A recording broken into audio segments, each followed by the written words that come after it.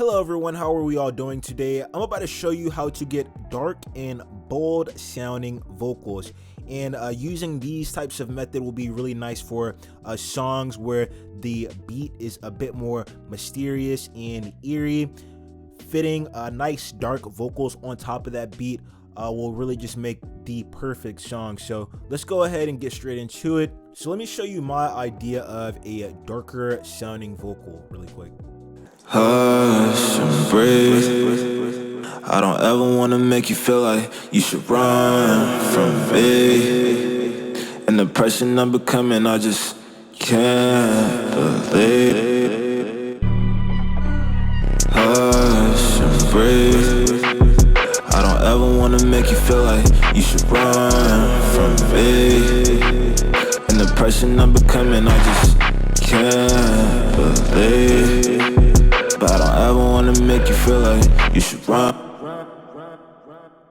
So nice and dark sounding vocals. There's a few different ways I was able to achieve that sound. First thing was using a few different types of exciters and saturators. If you don't know what saturators or exciters are, it's pretty much just a tool that adds harmonic distortion to our voice. The end result is our voice becoming a lot more crisp, clear, and present in the mix.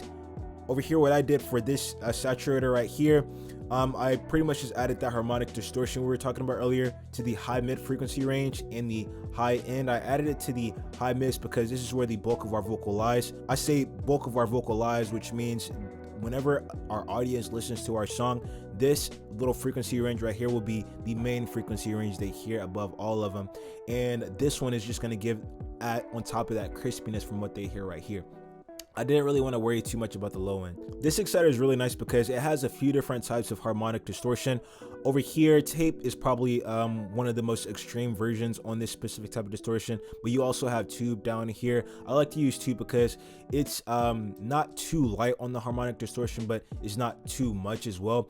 And how this saturator works, you can blend between a bunch of different types of distortions. Is really nice. I like to use that one, but what I mainly like to do over here, I use tube distortion for my high mids, and I use tape distortion for my high end. I add a little bit to my high end. Honestly, I could probably bring that down a little bit to probably about 30. Let's do about 30. This is about 41, so 25. And that should be okay. Second exciter.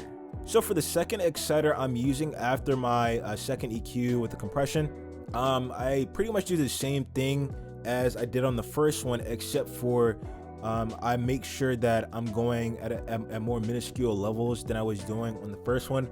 This is pretty much just to ensure that I'm getting that saturated sound, that full-bodied, crisp and clear sound that I really need from my saturator, and this is just my way of ensuring I get that sound. Third thing I do after adding those two exciters is come over here with a nice sound goodizer. If you don't know what sound goodizer is, it's a plugin inside FL Studio. It's pretty much a mix of a bit of EQ, saturation, and compression.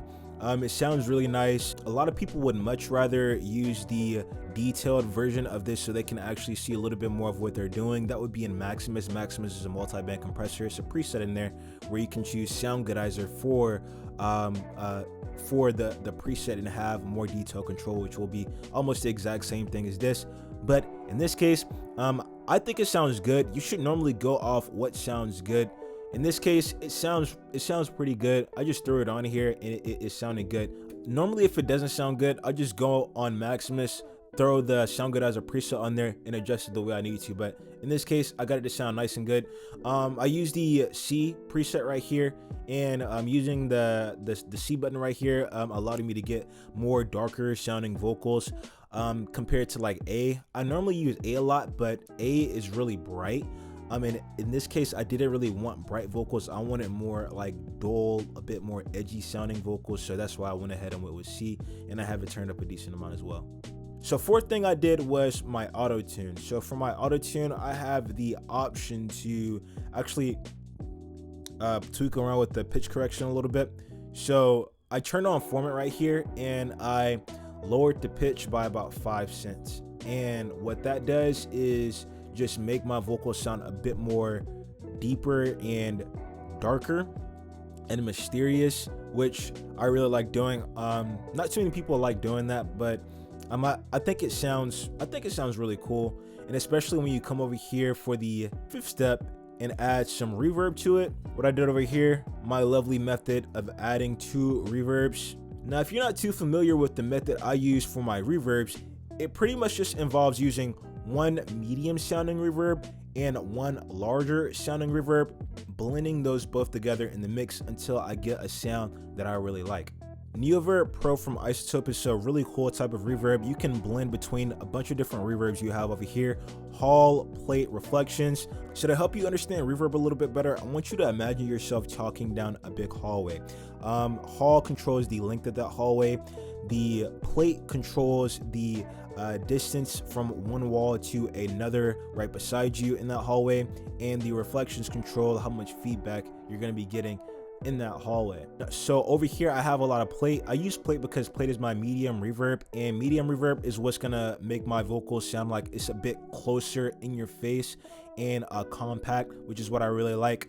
And when you combine that one with this one over here, this larger sounding reverb, I have a lot of hall. I turned down my plate a little bit, and I actually switched it to chamber mode. So instead of it sounding like I have 2 walls close to me, it now sounds like I have a small medium-sized room I'm speaking in, which will ultimately give my medium reverb a little less power, which is what I really liked. I really just wanted to make sure my hall was very prevalent in this specific reverb, and I turn up the reflections a little bit as well for it to sound pretty good. Last thing I did on both of them, I made sure I took out the low end to make sure no muddiness was getting in the mix, and I took out the high end a little bit as well, so I wasn't getting any high end frequencies destroying or clashing with my lead vocals.